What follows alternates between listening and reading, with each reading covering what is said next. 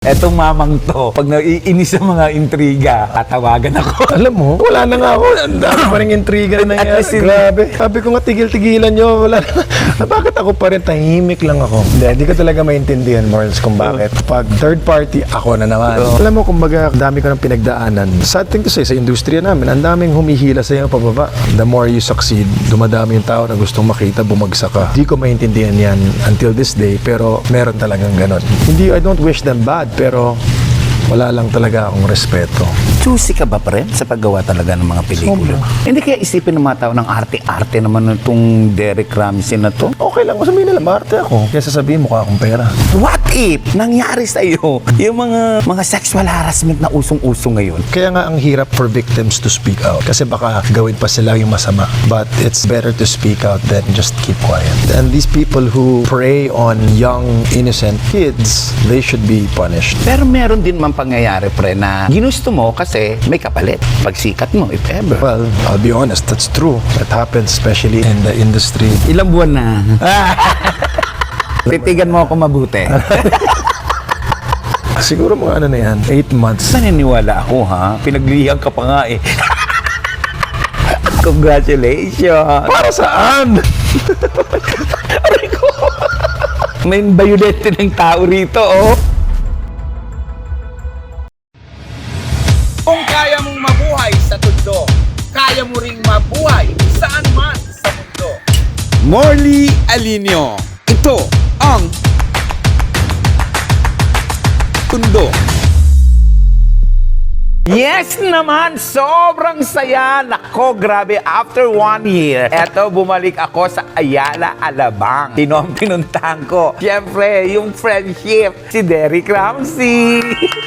Nabigla naman ako sa energy mo. Grabe. Okay. Kanina nandito ka, biglang ka. O, kumusta ka na, friend? Mabuting mabuti. Masayang masaya. Sobra. Life is very, very good. Wala sigurong time sa panahon ng buhay ko na buhay ko ganito kasarap. Ano ibig mong sabihin nun ng ganito Sobrang, kasarap? I'm just at peace. May inner peace ako. Like, wala akong galit, wala akong problema. Gigising ako, makikita ko yung magandang asawa ko. Nilalaro ko yung sport ko na gusto kong gawin. Wala akong wina-worry. My mom and my dad are healthy. Nakikita ko sila all the time ngayon kasi nga, nag-step away muna ako sa showbiz and I get to spend time with people I love. And masarap yun, di ba? Lagi mo silang kasama habang nandito pa sila. At iwas sa intriga.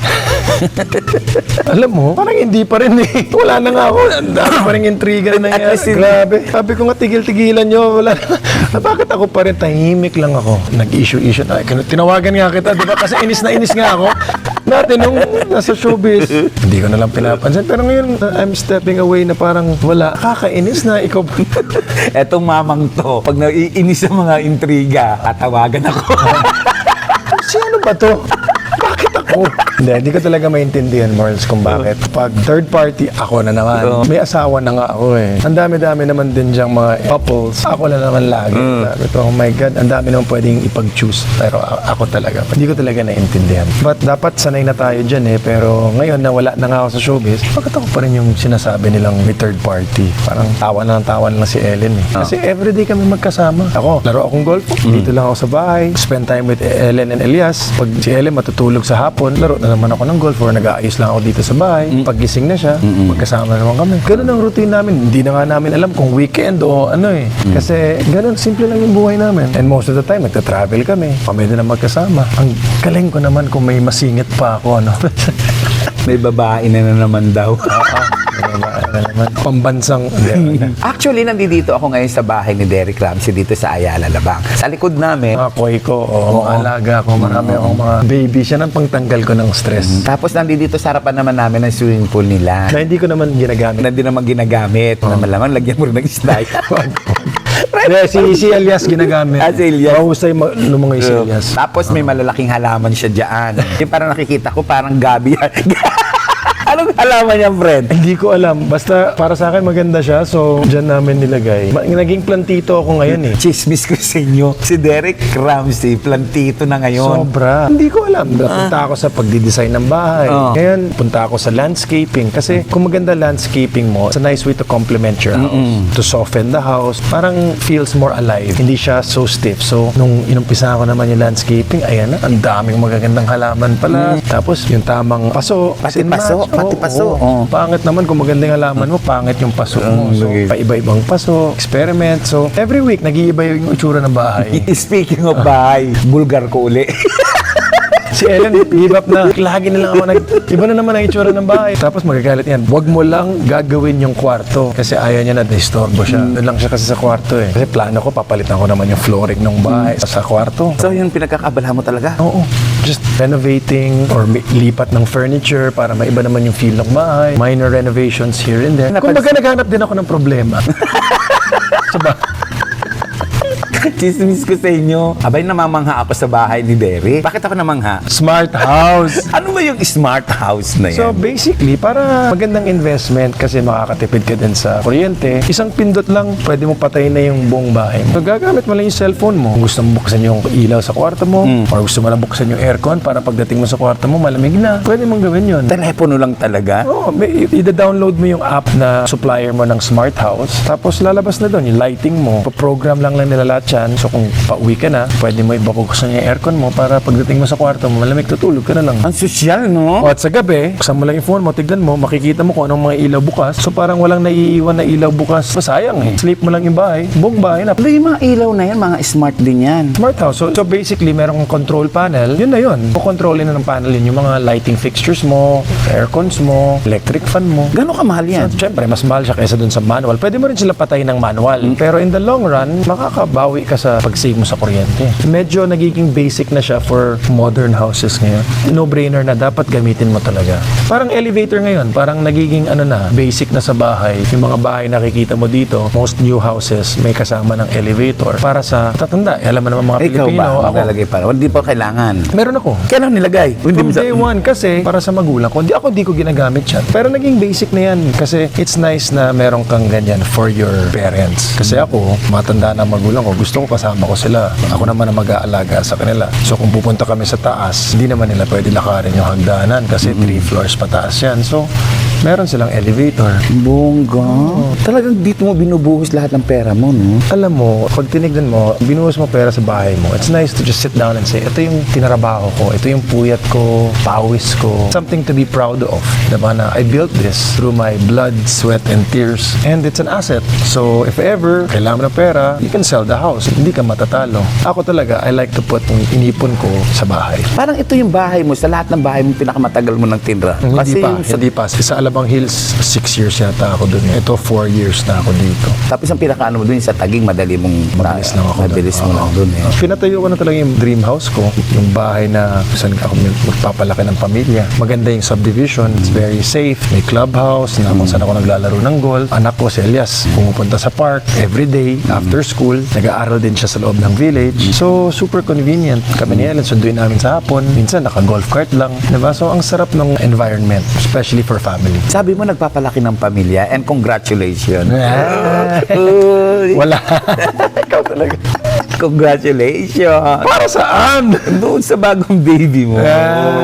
Congratulations. Wala pa. Pero happy ka. Oo, sobra. Very, very happy na yung buhay ko ngayon. Sobrang kompleto. Yung families namin mag-asawa, magkasundo. Naghahanap nga ako ng problema kasi sobrang, my life is just really, really good. I'm at peace. There's no more stress. Basta pag biniles na kami ng baby girl or baby boy, ready na ako. Yun lang ang kulang sa buhay ko. But with that said, kahit wala, masaya ako kasi may baby Elias na ako and I have the perfect wife. Sometimes perfect.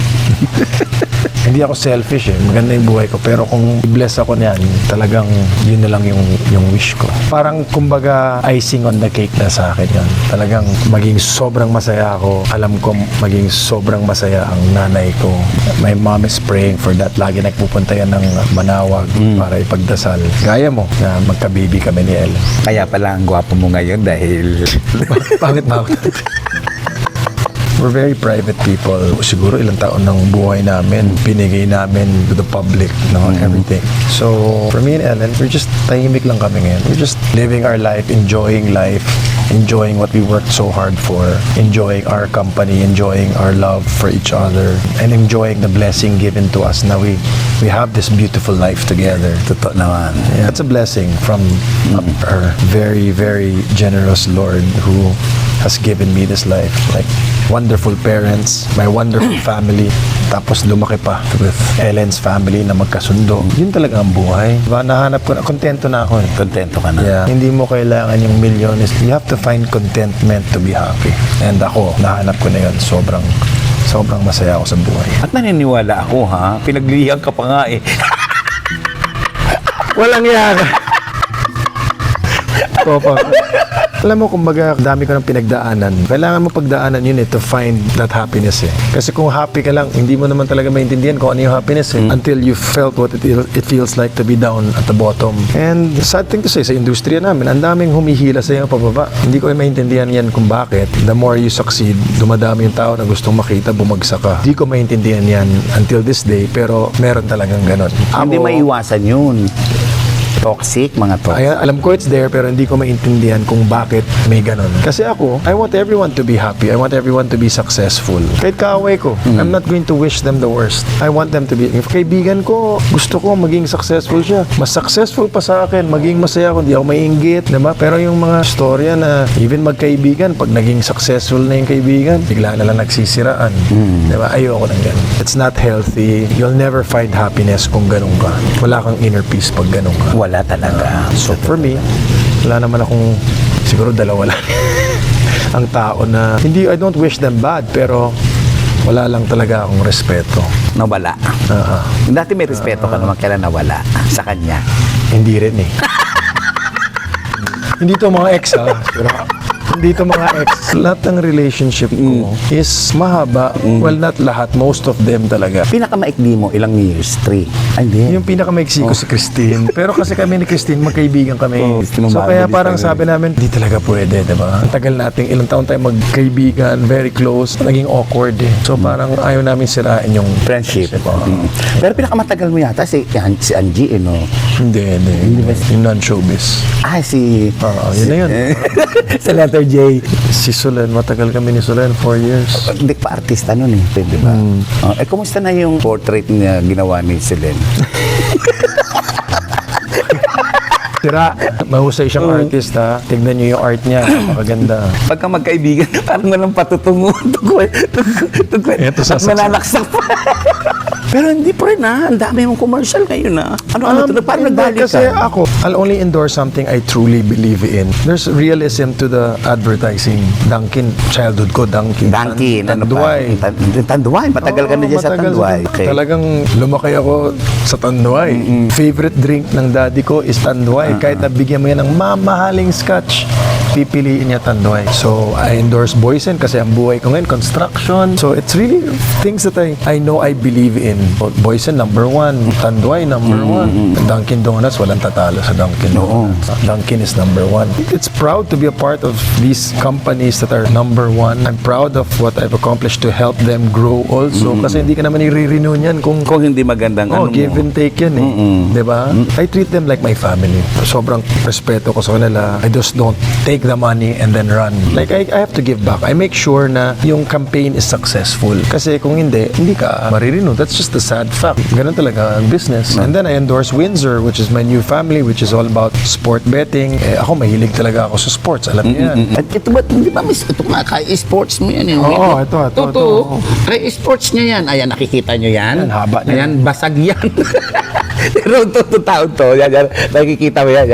Kabilaan yan. Ito. Matigas ang ulo nito. Pero yun talaga, yun ang buhay ko eh. Kung chinek mo yung wiring ko, it's really sports. Rather than an actor, I consider myself more of an athlete than an actor. More on sports Papapiliin din, ako, no? doon ako sa sports talaga. Morons, kahit na nahihira, ano na yung buhay mo, natataya na yung buhay mo, no? So itong Windsor, they give back to a lot of the Filipino sporting programs like football, golf.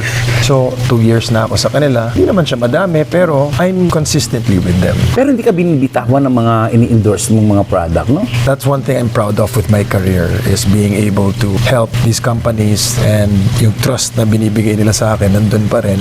So dapat meron din akong ginagawang tama. And again, importante na ang i-endorse mo is something that you believe in. Hindi mo lang kukunin dahil babayaran ka. Kasi pangalan mo yan eh. So ako, I carry the name of my dad, Derek Ramsey din ang daddy ko. I have so much pride for the name. Hindi ko sisirain yung pangalan. Totoo naman. So, inaalagaan ko talaga yung mga endorsements ko. At napakadali mag-endorse kung naniniwala ka talaga sa produkto. Kasi ako, kung mag-endorse ka ng something na you don't believe in, magkakamali ka eh. Para sa akin, yun ang number one rule. If meron produktong sa akin, ipapresent, itatry ko muna ng 1 month. Tapos pag okay, tsaka may Kung komportable ako ilagay ang pangalan ko sa produkto, gagawin ko. Hindi kaya isipin ng mga tao ng arte-arte naman itong Derek Ramsey na to? Okay lang, sabihin nila, maarte ako. Kaya sasabihin, mukha akong pera. Kasi pwede mo naman, dami akong mga pinapa-endorse sa akin na tinatanggihan ko. Kasi hindi fit sa paniniwala or hindi fit sa buhay ko. Hindi ko sinasabi masama yung produkto nila. Pero hindi ko ginagamit or hindi ako familiar. Paano ko i-endorse yun? Paano ko sasabihin sa mga tao na dapat subukan nyo to with conviction kung hindi ko nga alam kung ano yung produkto or ano yung quality ng produkto. So for me, dun tayo sa mga produkto na alam mo at ginagamit mo at kung saan ka naniniwala. Almost 1 year ka na wala sa showbiz na ginagawa ng mga pelikula. Huling pelikula mo, ano Nung ito? MMFF Kampon. Nung ikaw ay gumawa ng kampon, naging visible ka uli in showbiz. After 1 year, Ginawa ko yun para kay Attorney Georgie. Wala. And para sa MMFF kasi they've always been good to me. So actually, hindi ko dapat gagawin yun. Pero naka-oo na ako sa pelikulang yun before the pandemic pa. So may word of honor ako. So sinabi ko kay Attorney Georgie, sige, kasi nag-oo ko dyan before pandemic, gagawin ko. pero hindi naging maganda ang result nito masyado sa Okay pelikula. naman. I think a lot of the films nung MMFF did well. Yung kala Ding Dong did very, very well. We didn't perform as well as that. Pero it's good for the industry. Ang daming pelikulang lumabas. Nakakatuwa. Nakita mo yung mga viewers natin. Pumunta sila sa sinihan para panoorin yung mga movies. Yun ang importante doon, no? Yeah, that's the important thing. Gagawa ka pa ba ng pelikula, friend? Daming offer ngayon pero wala pa akong nagbibigay sa akin ng wow, ganda nito, gusto kong gawin. So wala pang magandang script. Nag-aantay ka lang ng magandang script. Hindi ako nag-aantay. If it's meant to be, it's meant to be. Pag wala, wala talaga. Choosy ka ba, friend, sa paggawa talaga ng mga pelikula? Bakit? Pangalan mo yun eh. You manage your career. Like kung ano-ano na lang ginagawa mo, parang, di ba? Eto, bulgar ko lang tong friend ko. Parang nagsasawa na siya dun sa mga role na kabit siya. Kaya tuloy yun ang isip ng tao sa akin kasi sunod-sunod yung mga ganon. Kasi noong 2011, yun na lumabas yung No Other Woman. Oh. Actually, pinaglaban ko yung, kasi nagustuhan ko yung script. Pinaglaban ko yan kasi pinapapili ako noon ng gawin ko either Private Benjamin or yung No Other Woman. Sinabi ko, ayoko namang gawin pareho. Hindi, mamili ka. So, pinaglaban ko talaga. So, at the end of the day, pumayag sila. Magkasunod yun eh. Kasi talagang nag-aari ako. Bugbog ako. Pero, ginusto ko yun. I wanted to show na kaya kong mag-heavy drama, kaya kong magpatawa. Ba? And I wanted to challenge myself. So, both movies did very, very well. Hindi ko sinasabi dahil sa akin ha. Baka yun ang isipin na tao. But yung No Other Woman, yun ang bumuhay ulit sa Philippine cinema. And natapat kami doon. Sino kasama mo doon Transformers. sa, Ann Curtis, Ann Christine Curtis. Reyes. Bagsak ang Philippine cinema nung panahon na yun eh. And then natapat pa kami sa Transformers. Tapos yung premiere night namin na-cancel dahil sa bagyo. And then nung lumabas na sa sinihan, boom! Dami na nagme-message sa akin, congrats, grabe tong pelikula na to, ganito. Dami mga asawa, galit na galit sa... So I was like, okay, wow. And then tuloy-tuloy na. And then yung MMFF, sobrang successful ng Private Benjamin. Nalo ako ng Box Office King that year. So ang next movie ko na naman is ganun na naman yung tema. Tapos ganun na naman yung tema. Sabi ko, oh my God, this has to stop na. Sinubukan ko naman mag-heavy drama na rom-com. Sinubukan ko mag-rom-com.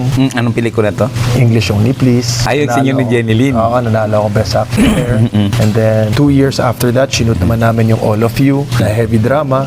Nanalo ako ng Best Actor doon. Nakakailang best actor ka na? Dalawa. English Only Please. Best actor to and saan? MMFF. Tapos? And then I won Best Actor sa All of You. Kasama mo naman sino? Si Jenny Lin ulit. Very different yung stories. Yung isa rom-com, isa drama. Parang kahit wala ka sa showbiz, hinahanap-hanap ka sa showbiz. Hindi ko alam.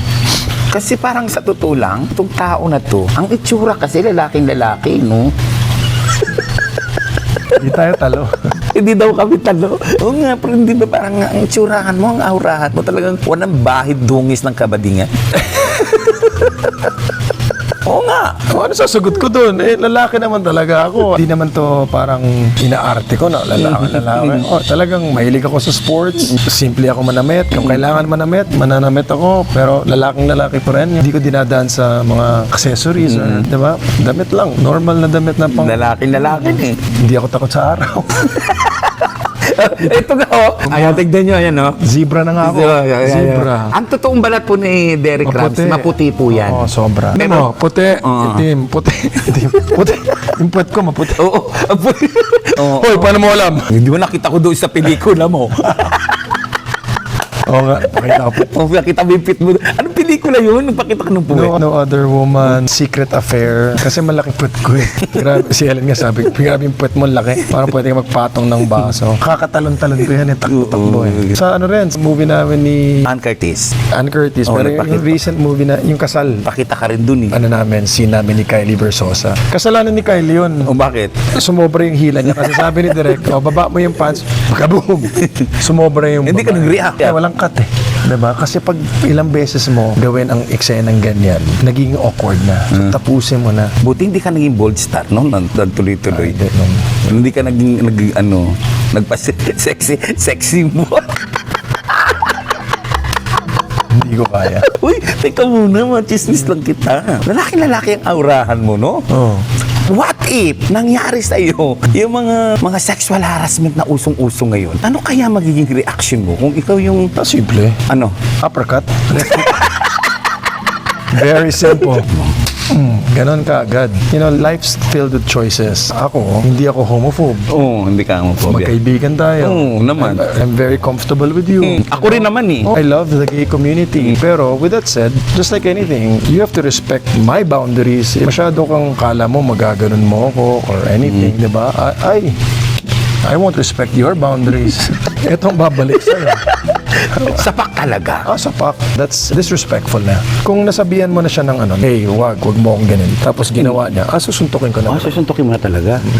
Kulamog lang. At first, sasabihin ko, hey, sorry baka you get the wrong impression, that's not me. Pero pag tinuloy niya, that means wala nang respeto sa'yo. So, kung advancement, tapos, okay, hey, hindi tayo ganyan.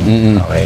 Pero pag tinuloy niya, wala nang respeto sa sinabi mo. Totoo naman. Diba? It's not me being homophobic. It's just, hey, don't go past my respect Boundaries. me. Oo. Respect me. Wala kang Wala kang respeto sa respeto. akin. Binaboy ka pa. Hindi kita re-respeto. Oo, binababoy ka. Ito, Derek, tanong ko lang. Ano reaction mo? Ano naaawa ka ba? Ano ang pananaw mo doon sa mga kabataan na nagiging bahagi ng sexual harassment? Ano nararamdaman mo para sa kanila? Alam mo, it's really, really sad. As a father, imagine mo, anak mo, ma-sexually harass na gano'n. Parang, I wouldn't know what to do or how I would react if to see my baby gets abused that way.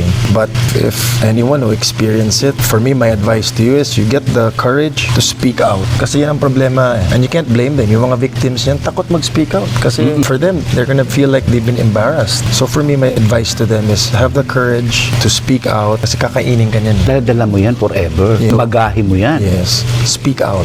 Get help. And these people who prey on young, innocent kids, they should be punished.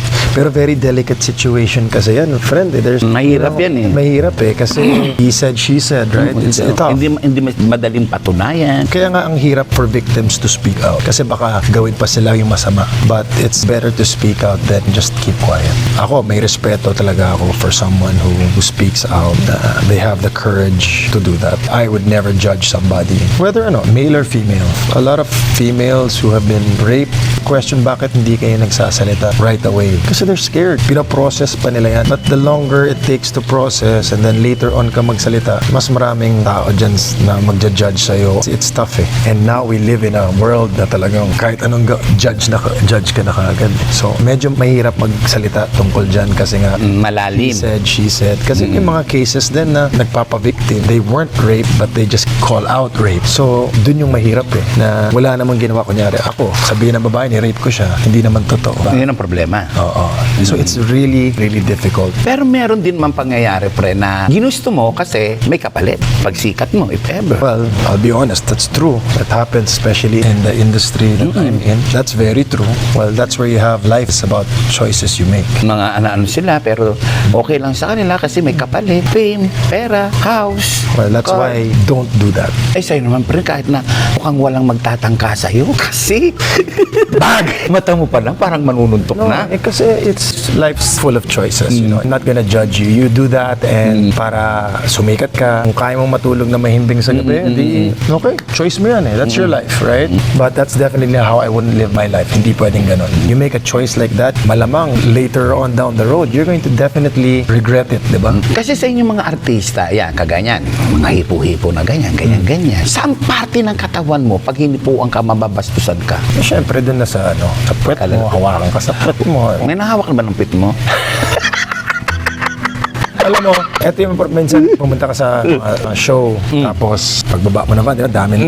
So, lalakad ka na. Ang dami na humahawak sa'yo. Siyempre, nakakatuwa na. They're happy. Pero din, biglang may dadampot dun sa mo. Hindi mo alam kung babae o lalaki. Eh, pag babae dumampot, Hindi, it's still insulting eh. Kasi you're not respecting me. pag bakla ang dumampot, Ganon din. anong gagawin mo? Suntok talaga. Yung problema kasi doon, pag ginaganon mo, hindi mo nakita eh. Hindi mo alam mo, babae, lalaki. Whether it's a guy or a girl, wala yung respect. Pero tatanungin kita, sa tagal-tagal po namin magkaibigan ni Derry, ito na ngayon ko lang itatanong sa kanya to. Friend, anong pakiramdam mo pag pinagnanasahan ka? Never ko inisip. Sinabi ko sa ito before, di ba, na never ako nasanay kapag pumatong ako sa stage tapos magsisigawan yung mga fans. I never got used to that feeling. It's always, when I get up there, tumatayo pa rin balahibo ko. It's like, wow, they really admire me. And why?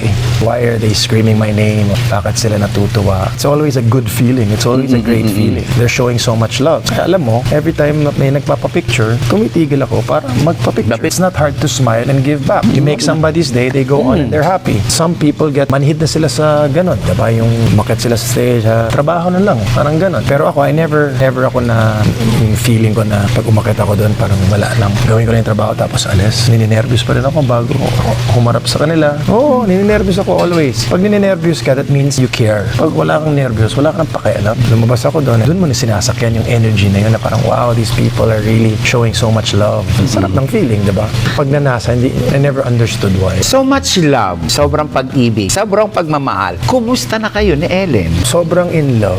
We're enjoying marriage. Sobra. Talagang nag-i-enjoy kami sa unity namin. Yung adjustment nangyari ng natural. Hindi yung biglang nagpakasal ka, biglang, oh, sino itong pinakasalan ko? Ang dami ng mga rules, ang dami ng mga ganito, ang daming ganito. So parang natural adjustment, and yung adjustment, very, very minor. Yung mga adjustments mo, gusto mong gawin para sa asawa mo. Again, I'm at peace. I love my life. I love what's happening in my life. I love the calm water. I don't like those storms anymore. Ayoko na niyang ganyan. Paano tumatakbo yung araw sa inyo ni Ellen? Pinagluluto ka pa rin ba niya? O ikaw nagluluto sa kanya? Kung halimbawa, naglalambing ka o naglalambing siya? Although, meron kayo ditong mga course, mga I kasambahay. think mas malambing ako kay Ellen. Anong paglalambing ginagawa mo? Minsan clingy ako or gusto ko laging may nahawakan siya. More on touching ka ngayon. Oo. More ako, physical affection. Like touching her. Si Ellen, hindi nagluluto yan. Hindi marunong magluto. Magaling mag-order. Ikaw nagluluto ka, Dati marunong si ka Ellen yung maaga magising. Pero ikaw marunong ka magluto, di ba? O sinigang. Kaya, pero hindi ko sabihin na magaling ako magluto. Magaling ka rin mag-order. Sobra. Sino mas magaling sa inyo ni Si Ellen? Ellen. Walang competition. So gising ako, maaga na ako gumising dahil golf ako ng alas 5 ng umaga. Minsan 4:30 gising na ako. Stretching na ako, tapos lalaro ako. Tapos pagtapos ng game ko, pagbalik ko, gising na si Ellen, spend time kami. Sa hapon, matutulog na yan. So ako, either laro ulit akong golf or naghahanap ako ng problema dito sa bahay na maayos. Ba't ang hilig mo magkakakalkal? Hindi ko alam. Ikaw yung taong kalkal dito, gawa doon. Hindi naman ako nagsashabu. Bakit pag nagsasabulan ba yung gano'n? Ayun na sabi nila sa bawat pag nakakashabu ka, nagising ka, lagot lahat gusto mo ayusin. So hindi ka nagsasabo? Mukha ba ako nagsashabu? Hindi.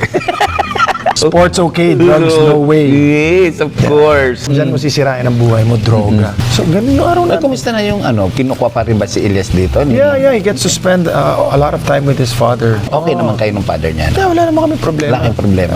Hindi naman kami best friends. Hindi kayo mag-best friend pero hindi kayo magkaaway. Hindi. Si John Lloyd, kasi Elias has school now. So, Monday to Friday, sa amin siya. Then, sa weekends, sa papa niya. Pero yung mga pictures na naglalabasan ninyo, kitang-kitang happy family kayo. We're very, very happy. Super. Pero hindi mo man inaangkin yung, of course, yung karapatan ni John Lloyd sa bata. No, I will never disrespect him. I know my place. Kumbaga, parang second best. Hanggang dun lang ako. Ano tawag sa'yo ni Elias? Papa D. Kay John Lloyd, si Dada. Pero feeling mo, anak na rin si Elias kung pangalagaan mo. Kung ikaw pa yung naghahatid sundo, di ba? Minsan ako.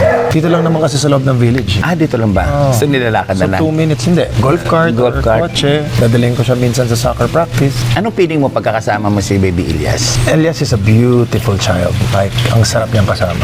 May problema ka na sa sarili mo kung hindi mo kayang mahalin tong batang to. He's a great kid. So for me, it was just natural for me to fall in love with this boy. It's part of Ellen. Marami lang mga nagsabi dyan, act lang yan. Pero anong act?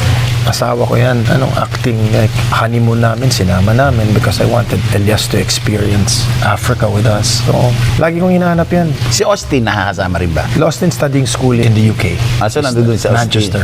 He's in the UK now. Binata na si Yeah, big boy na. Independent na siya. kamukha mo, hindi na nakita yun. Hindi eh. Parang maputi siya no? Maputi siya, looks more like the mom. Pero second year na siya sa UK. May bidata ka na. She's studying computer science. Pero happy si Austin at saka si Elias na may darating na. Sana bless kami ni Lord na may darating na. Trying na kami, trying. Uy, Derek, sa totoo lang, may kasalanan ka sa akin talaga. Ang hilig mo magawa ng issue, ha? May kasalanan ka. Ano ang kasalanan ko? Di ba ang sabi ko, di ba ikaw ang unang in-interview ko na mahaba?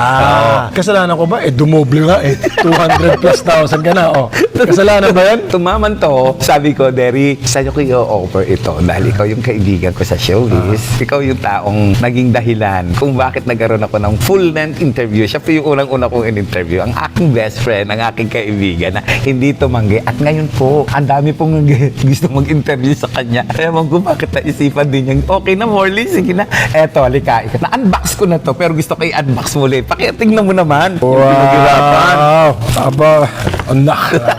O, di ba? Diba? Tayo natin dito sa plastic para makita talaga. Congratulations! Oh. Di ba? Oh, after a year. For passing 100,000 subscribers. Yan. Pakisabi naman sa kanila, ilan na subscribers mo ngayon? 227. Okay, mas maganda yung interview natin ngayon. Kasi doble. Dinoble na. Diba? Oh, yan. Oh. Paano kung dumating na yung next na ganito mo? Tatawagin kita ulit. We have our job to do, you have your job to do. But ang gusto ko sa'yo, nandun pa rin yung katotohanan. At respetado kita. Yeah. At nire-respeto mo rin ako. Yeah. Hindi ko naman kita papasukin dito kung wala akong respeto sa'yo. Actually, gusto ko lang yung kamote. Ismis ko ulisin nyo itong kaibigan ko. Nako, alam nyo po ba ang mahilig yan kumain ng kamote? Mahilig yan sa saging. Mahilig yan sa mais. Ba't mga ganun pagkain ang gusto mo, pre? Matanong nga lang kita. Ano ako eh, mahilig talaga ako sa pagkain. I love food. For me, kahit anong pagkain gusto ko. Pero yung kamote, very good for your health. Very healthy. Especially kung gusto mong mag-diet at magpakondisyon. Yan ang go-to food, kamote. Saging. Nagulat ka sa gabi? Ngayon ka na ba nakakita ng gabi? Actually, ngayon lang ako nakakita ng gabi. Hindi ko alam ganun yung itsura. May putik-putik pa yung binigay ko sa kanya kasi bagong Sabi ko nga, kala ko avocado eh. Ganun pala yung itsura ng gabi. Ang sarap pong bigyan nitong friendship ko ng pagkain, yung mga ganyang pagkain na kakaiba. Kinakain niya po talaga yan. Oo, masaya na ako sa ganyan. Yung gift niya sa akin, masaya na ako. Last question. Aray ko. May bayulete ng tao rito, oh. May nanununtok na dito. Carino, brutal. Oh, kasi parang alam niya na yung itatanong ko sa kanya, oh. Oh, ano tatanong mo? Ano natakot ka? Bakit na manuntok po ito? Ganyan mo lang, ha? Oh. Walang kikilos, ha? Oh. Ilang buwan na? Wala pa. Ewan ko sa'yo. Pag meron na, titigan mo ako mabuti. Malalaman naman ng Hindi ka basta titigan mo nga ako. Pag meron na, malalaman mo. Basta, Ano? life is good. Masaya buhay. Masaya buhay. Masaya buhay. Ewan ko ba, assume kayo na-assume na may baby kami. Basta, Ewan ko sa'yo. trying. Uy! Super trying. Itong week lang na to, hindi kami nag-try. Pero masaya ako sa'yo, friend. Dry season ngayon. Pero happy ako sa'yo. Thank you. Happy din ako sa'yo dahil sa, well, 226,000 subscribers. Congratulations. Sa atin. Ikaw, kailan ba mga anak? Si Ellen kailan? Ikaw, kailan? Parang 9 months na yan. Uy, mano yung bata? Ilang ba na to? Siguro mga ano na yan, 8 months. Mas matagal lang to na. Ah! Punong-puno, siksik, liglig na naman po ang ating chikhan. Sumasakit ang tiyan ko sa katatawa. Contractions. Breathe. Pinagpapawisan ako. Pinawisan ka na rin. Okay. Wala. Ayan, siyempre, ang saya po ng kwentuhan natin ng ating kaibigan na si Derek Ramsey. Siksik, liglig na naman po ngayon ang ating chikahan. Thank you so much, my friend. Anytime, my friend. Okay. Ako po si Morley Alinio na nagsasabing kapag nabuhay ka sa tundo, Mabubuhay ka saan man panig ng mundo. yun na! Artista talaga.